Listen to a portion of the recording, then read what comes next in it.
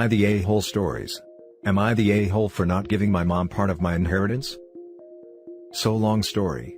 My grandma passed away in November. She left me like 50% of everything she had. My mom only got like 3%.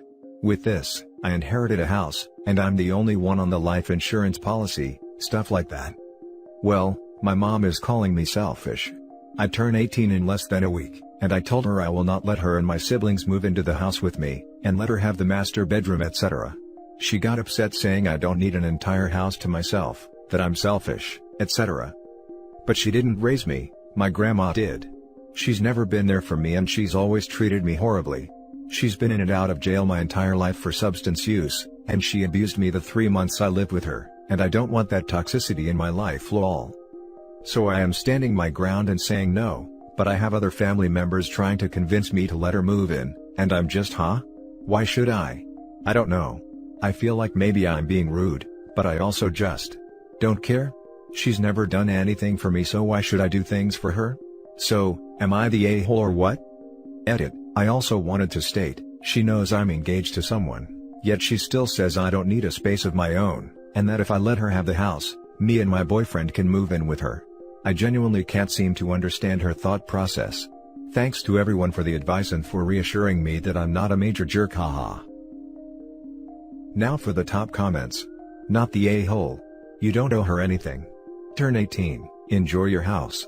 Use the inheritance to better yourself and set yourself up for a good life. Cut toxic people out. Not the a-hole OP. Your grandmother left you that inheritance for a reason, and left your mom what she did for a reason too. Your mom has no claim to your inheritance. Enjoy your house. Sure, let her move in and become queen. What could go wrong?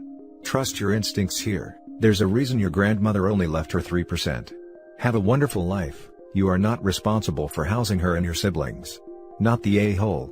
Anyone saying you should allow her to live with you, perhaps they can let her move in?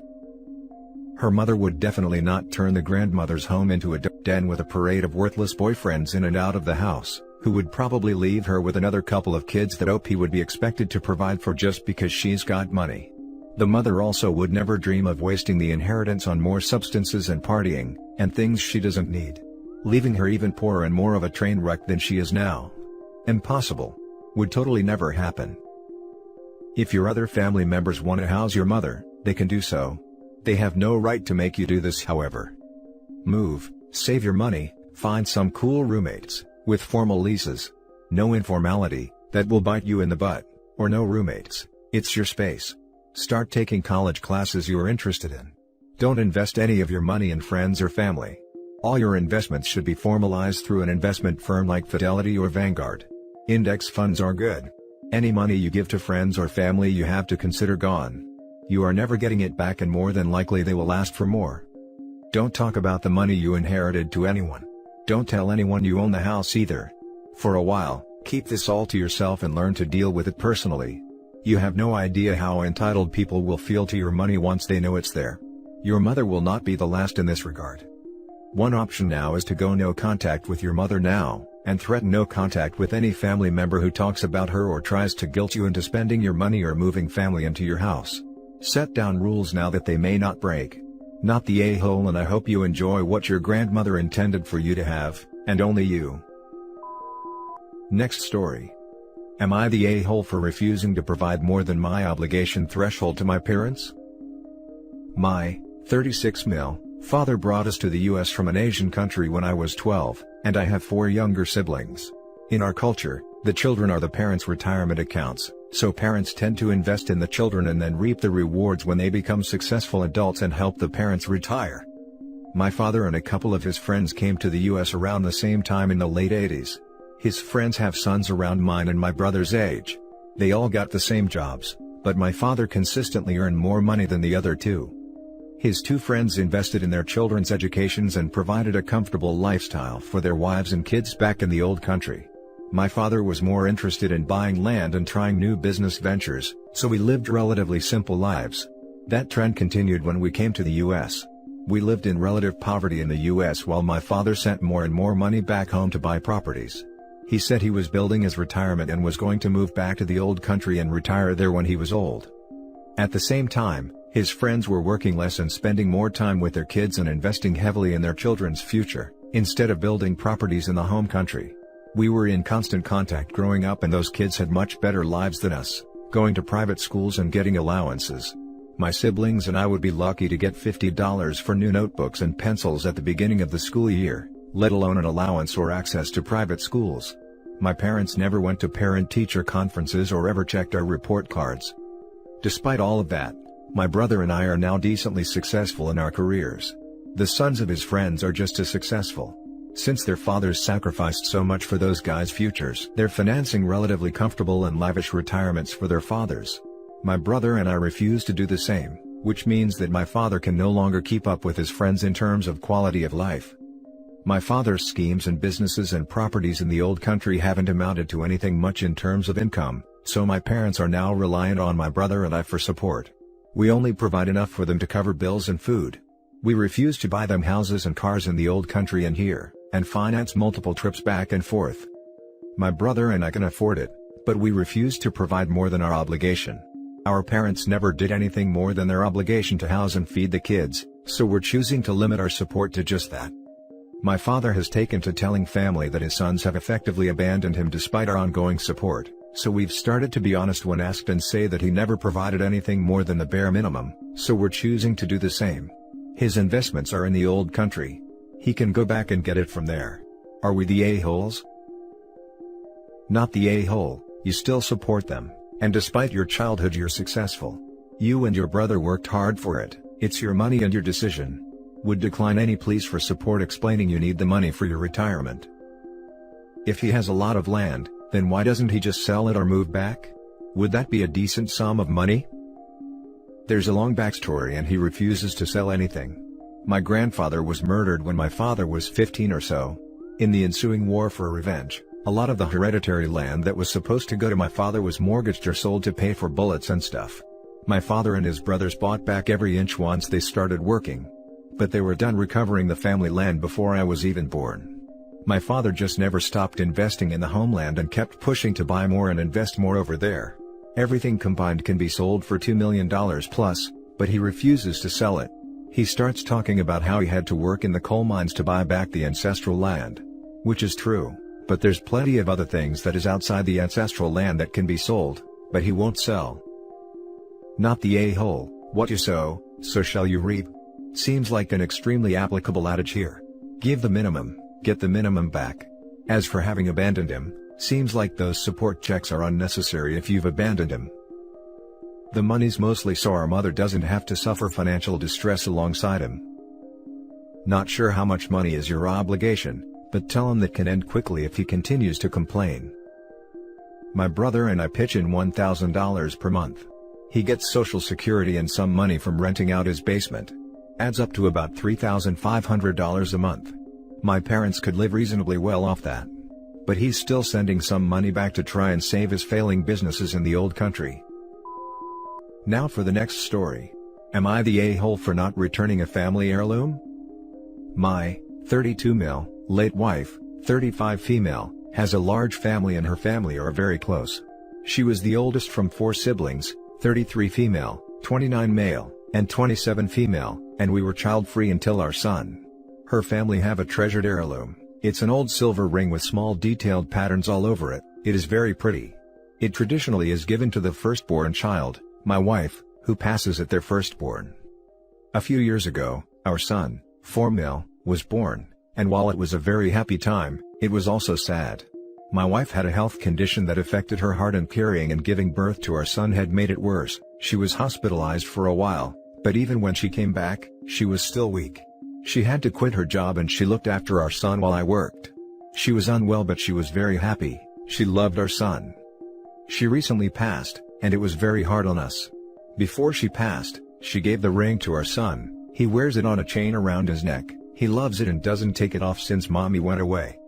Yesterday, my mother-in-law called to check up on us. While talking, she asked about the ring and asked when would be a good time to pick it up. I was confused. She explained that while the tradition was firstborn, for the past 5 generations the firstborns had been girls, and she thinks that the ring should go to my niece. I told her no. The ring belonged to my son. He was my wife's firstborn and my wife had given it to him. It was important to him. She did not like this. Many people have called me to ask about what is going on, and some are angry at me, some are angry at mother-in-law. It's their family heirloom, not mine, so many I should give it back? Am I the a-hole? Now for the comments. Not the a-hole, you are following the last owner of the ring's wishes and following their tradition. I am so sorry for your loss. Not the a-hole. This, nothing else needs to be said. OP, I sorry for the loss of your wife. May she rest in peace. I'm sorry for your loss too, OP, but in your shoes, I would never let my son wear his ring pendant necklace around his mother's family. Your son lost his mother, and your mother-in-law want to rip from his hands a treasured gift from her? No, scratch that. She wants you to rip it from his hands for her. I understand that mother-in-law is grieving, and I have seen in my own family what the death of child can do to a parent, but your son is grieving his own cruel and unimaginable loss. Only a ghoul would take that ring back from him. Not the a-hole. Not the a-hole. You married into your wife's family. Whether they like it or not, you are now their son, and your own child continues the family line. The ring stays with your son, and may it ever remind you both of his mother. Peace be upon you. Not the a-hole. Your wife followed tradition and chose to give it to her son. Her death is irrelevant in that. It is however highly inappropriate and quite frankly very sad that your mother-in-law is using your wife's death as reason to pull the heirloom from your son, and gift it instead to her niece. The tradition states firstborn child, not firstborn daughter. The gift from your wife to her son should be cherished as it's his gift from his late mother. Your mother-in-law should be ashamed of herself. Now for the last story. Am I the a-hole for potentially damaging my brother's relationship with his sons over college tuition? My 42 male brother, 40 male, are very different people. I'm a perpetually single gay actuary working for a large company, and my brother is your stereotypical blue-collar guy who worked his way up from a construction worker to a heavy equipment operator. Due to differences in our career paths and overall life paths, I have always had more money than my brother. I can tell the difference in our incomes sometimes bothers my brother since he has always had to struggle. He does make a nice living and his wife is a nurse, but we live in a high cost of living area, so a lot of their income goes to paying for housing and expenses, while I paid off my house and invest/save a significant portion of my income from my job. He has never once said anything to me directly, but he will make little comments like if I get a new car, I should be glad I can afford it because I don't have kids, etc. I don't mean to give the impression that my brother is a bad guy or anything, because for the most part, he is a total sweetheart and took my coming out, in the 90s no less, much better than anyone else in the family, and always stays involved in my life. I only give that information to provide a background of why this situation may have come to a head. My nephews are 14 and 16 and are getting to the age where they need to start planning college, and my brother has told them that he really can't give them much help with college except for the savings plan, $529, that he has for both of them, which have roughly $10,000 each. While the boys were over at my house last weekend hanging out, they were complaining to me about how they were going to afford college, and I was asking them where they want to go to school. Since they both are planning to go to school in state, I was thinking that the tuition for both of them wouldn't really be that bad, and I told them not to worry about it, I'd pay for it.